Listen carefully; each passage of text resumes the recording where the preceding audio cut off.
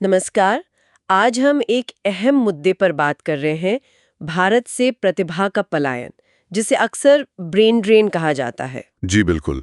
ये एक ऐसा विषय है जिस पर काफी चर्चा होती है और होनी भी चाहिए। हाँ, क्योंकि आंकड़े तो यही बताते हैं कि ये सिर्फ कुछ लोगों की कहानी नहीं है, ये एक बड़ा ट्रेंड है। बिल्कुल। अगर हम सिर्फ अमेरिका को देखें तो वहाँ 25 लाख से ज्यादा भारतीय रह रहे हैं, काम कर रहे हैं। 25 लाख। और छात्रों का क्या? सुनने में आया है कि उनकी संख्या भी काफी ज्यादा है। हाँ हाँ, 2022 का ही डेटा देखें तो 2.25 लाख से ज्यादा भारतीय छात्र थे वहाँ। 2.25 लाख। जी। और उनमें से भी काफी बड़ी संख्या वहीं रुककर काम करने का सोचती है। तो ये सिर्फ अमेरिका की बात नहीं है, है ना? दूसरे देशों में भी यही हाल है। जी बिल्कुल। ब्रिटेन, कनाडा, ऑस्ट्रेलिया, सब जगह आपको कुशल भारतीय पेशेवर मिलेंगे और संख्या बढ़ रही है। तो ये जो लोग जा रहे हैं, कौन है ये? क्या ये सिर्फ इंजीनियर और डॉक्टर हैं या दायरा और बड़ा है? दायरा काफी बड़ा है। इंजीनियर्स, डॉक्टर्स तो हैं ही, लेकिन वैज्ञानिक, उद्यमी, रिसर्चर, यहाँ तक कि कलाकार भी जा रहे हैं। मतलब हर क्षेत्र से प्रतिभा बाहर जा रही है। तो फिर सबसे बड़ा सवाल यही उठता है कि आखिर ऐसा हो क्यों रहा है? क्या वजहें हैं इसके पीछे? देखिए, इसमें दो तरह की बातें हैं, है ना। कुछ तो है विदेशों का आकर्षण, जिसे हम पुल फैक्टर कहते हैं। हाँ, मतलब बेहतर मौके शायद। जी बिल्कुल। बेहतर अवसर, जैसे अमेरिका, कनाडा, जर्मनी जैसे देश हैं, वो तो बाकायदा कोशिश करते हैं कि कुशल लोग उनके यहाँ आएं। वो क्या करते हैं इसके लिए? मतलब सिर्फ वीजा देना? नहीं, उससे कहीं ज्यादा। बेहतर रिसर्च ग्रांट्स, स्टार्टअप शुरू करने के लिए अच्छा माहौल, जिसे इंक्यूबेटर कहते हैं, फिर बेहतर सैलरी, करियर में तेजी से आगे बढ़ने के मौके। अच्छा, मतलब सिर्फ पैसा नहीं, पूरा इकोसिस्टम है जो खींचता है। जैसे रिसर्च की बात करें तो शायद फंडिंग और सुविधाओं का भी फर्क पड़ता होगा। बहुत ज्यादा। मान लीजिए कोई वैज्ञानिक है भारत में, उसके पास एक बेहतरीन आइडिया है। हो सकता है उसे बेंगलुरु के मुकाबले बॉस्टन या बर्लिन में कहीं अच्छी लैब और फंडिंग ज्यादा आसानी से मिल जाए। ये तो हुई खींचने वाली बातें, लेकिन क्या देश के अंदर भी कुछ ऐसी चुनौतियां हैं जो लोगों को बाहर जाने पर एक तरह से मजबूर करती हैं, जिन्हें पुश फैक्टर कहा जाता है? हाँ, वो भी हैं।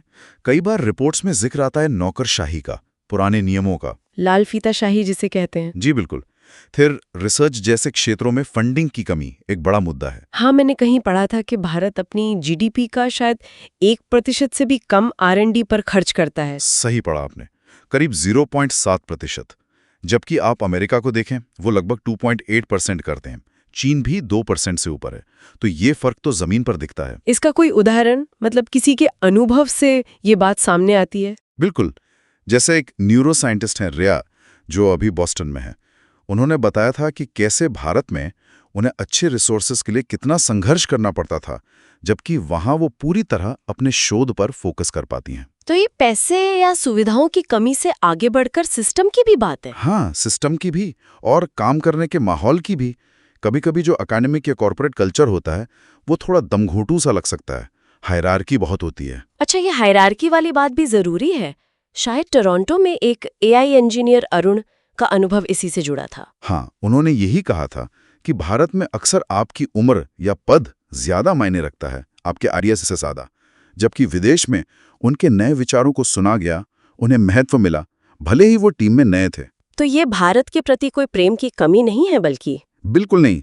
ये असल में अपनी क्षमता के अनुसार सोचने, कुछ नया करने, इनोवेशन करने की आज़ादी और माहौल की तलाश है। और इसमें शायद वो सामाजिक दबाव भी होता होगा कि सेफ करियर चुनो, ज्यादा रिस्क मत लो। हाँ, वो भी एक फैक्टर है। रिस्क लेने को उतना प्रोत्साहन नहीं मिलता कई बार। तो ये सब देखते हुए भारत पर इसका असर क्या पड़ रहा है?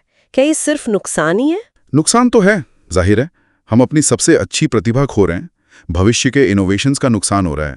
पॉलिसी मेकर्स के लिए ये हमेशा से चिंता की बात रही है। लेकिन क्या इसका कोई दूसरा पहलू भी है? मैंने ब्रेन सर्कुलेशन जैसा कुछ सुना है। हाँ, ये एक जरूरी पहलू है। मतलब जो लोग बाहर जाते हैं वो पूरी तरह खो नहीं जाते, वो पैसा भेजते हैं, अरबों डॉलर रेमिटेंस के रूप में। हाँ, वो तो भारत की अर्थव्यवस्था के लिए काफी महत्वपूर्ण है। बिल्कुल। फिर वो ग्लोबल नेटवर्क बनाते हैं, जिसका फायदा भारत को मिलता है। कुछ लोग भारत में आकर निवेश भी करते हैं और कुछ वापस भी आते होंगे। जी।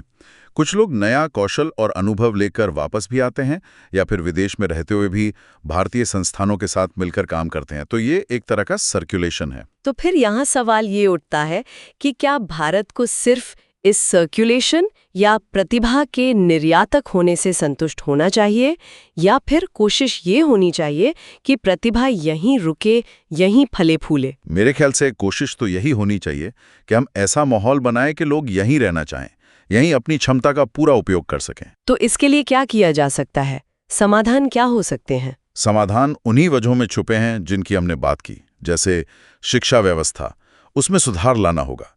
रटने की बजाय क्रिटिकल थिंकिंग, क्रिएटिविटी पर जोर देना होगा। और वो R&D फंडिंग वाली बात? हाँ, उसमें तो निवेश बढ़ाना ही होगा, सरकारी भी, प्राइवेट भी। और जो ग्रांट्स वगैरह की प्रक्रिया है उसे आसान, पारदर्शी और तेज बनाना होगा। नियमों का सरलीकरण भी जरूरी होगा शायद, ताकि नया बिजनेस शुरू करना आसान हो। बिल्कुल, ईज ऑफ डूइंग बिजनेस जैसे कहते हैं। और सबसे बढ़कर एक कल्चर बनाना होगा जहां काबिलियत को पहचान मिले, जहां नए विचारों को सराहा जाए, ना कि सिर्फ सीनियरिटी या कनेक्शन को।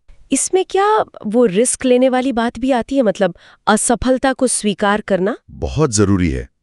इनोवेशन बिना रिस्क लिए, बिना फेलियर से सीखे नहीं हो सकता। हमें वो माहौल बनाना होगा जहां लोग कोशिश करने से डरे नहीं। क्या दूसरे देशों ने ऐसा करके दिखाया है, प्रतिभा को वापस लाने में या रोकने में? हाँ, चीन और दक्षिण कोरिया अच्छे उदाहरण हैं। उन्होंने काफी सचेत प्रयास किए हैं अपनी प्रतिभा को वापस बुलाने और उन्हें अपने ही देश में मौके देने के। तो ये संभव है। तो कुल मिलाकर लब्बो-लुबाब ये है कि भारत की सबसे बड़ी ताकत उसके लोग हैं, उनकी बुद्धि, उनकी महत्वाकांक्षा। असली सवाल ये है कि क्या हम उन्हें यहीं फलने फूलने का सही मंच दे पा रहे हैं? बिल्कुल। और यहीं पर हम श्रोताओं के लिए एक सवाल छोड़ सकते हैं। भारत अपनी इस सबसे कीमती संपत्ति, अपनी मानव प्रतिभा को सहेजने और बढ़ाने के लिए और क्या कर सकता है? क्या जो हो रहा है वो काफी है, या हमें कुछ बड़ा सोचने की जरूरत है?